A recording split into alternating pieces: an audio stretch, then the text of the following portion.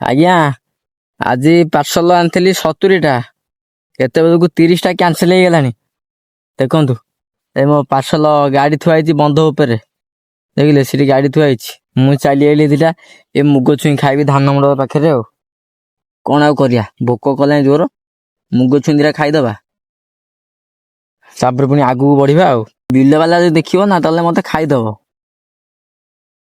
ଏଇ ଦେଖନ୍ତୁ, ବେଶୀ ନାହିଁ ଗଣ୍ଡାଏ ଖଣ୍ଡେ ଛୁଇଁ ନେଇଛି ହେଲା, ବେଶୀ ନାହିଁ ଗଣ୍ଡାଏ ଖଣ୍ଡେ ମାତ୍ର ଛୁଇଁ ନେଇଛି। ଆଉ କଣ କହିବି, ଏ ଯୋଉ ଖରା ଆଜି ହଉଛି ଦେହ କଣ ହେଇଯାଉଛି। ଆଉ କଷ୍ଟମର ମାନେ ଯାହା କୁହନ୍ତୁ ଆଜ୍ଞା, ତ ଯୋଉ ହଇରାଣ କରୁଛନ୍ତି ଆଉ କଷ୍ଟମର ଆଉ କଣ କହିବା। ଏମିତି କଣ ହଇରାଣ କରିବାଟା ଆଜ୍ଞା ଠିକ? ଖରାରେ ଆମେ କେତେ କଷ୍ଟ କରିକି ଆପଣଙ୍କ ପାଖକୁ ଯାଉଛୁ ପାର୍ସଲ ଦବା ପାଇଁ, କିନ୍ତୁ ଆପଣ ମାନେ କଣ କରିବେ, କ୍ୟାନସେଲ କରିଦଉଛନ୍ତି।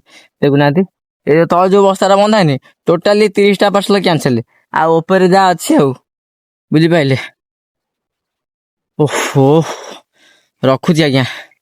ତ ଆପଣ ମାନେ ଦେଖିଥିଲେ ମୁଁ ଧାନ ମଣ୍ଡପ ପାଖରେ ପାର୍ସଲ ଦଉଥିଲି, ଏବେ ମୁଁ ଆସି ବଡ ବେତରାରେ ପହଞ୍ଚି ଯାଇଛି। କାହିଁ ଜାଣିଛନ୍ତି, ମୋ ସାଙ୍ଗ ଆଜି କହିଥିଲା ଯେ ସାଙ୍ଗ ଭୋଜିଟା ଅଛି ଆସିବୁ ଆମର। ଭୋଜି ମାନେ କଣ କହିଲେ, ମୋ ସାଙ୍ଗ ସନ୍ଦୀପ ଆଜିଠୁ ଆଜ୍ଞା ହେଇଗଲା ବଡ ବାପା।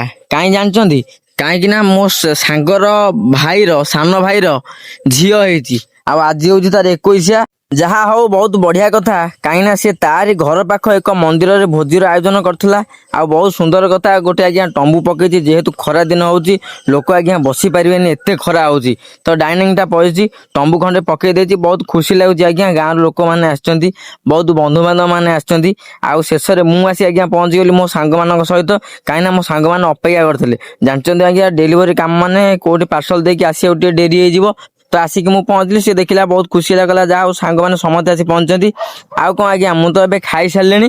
ଦେଖୁଛନ୍ତି ଆଜ୍ଞା କେତେ ଲୋକ ବସିଛନ୍ତି, ଆହୁରି ମଧ୍ୟ ଲୋକମାନେ ଅପେକ୍ଷା କରିଛନ୍ତି। ଯାହା ହଉ ଖୁସି ଲାଗିଲା, ଗୋଟେ ଏତେ ବଡ ଆୟୋଜନଟେ ସେ କରିଛି।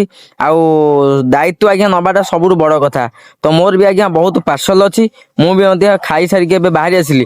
ତ ରହୁଛି, ନମସ୍କାର, ଜୟ ମା ଶାରଦା। ଦେଖା ହବା ଆଉ ଗୋଟେ ନୂଆ ଭିଡିଓରେ।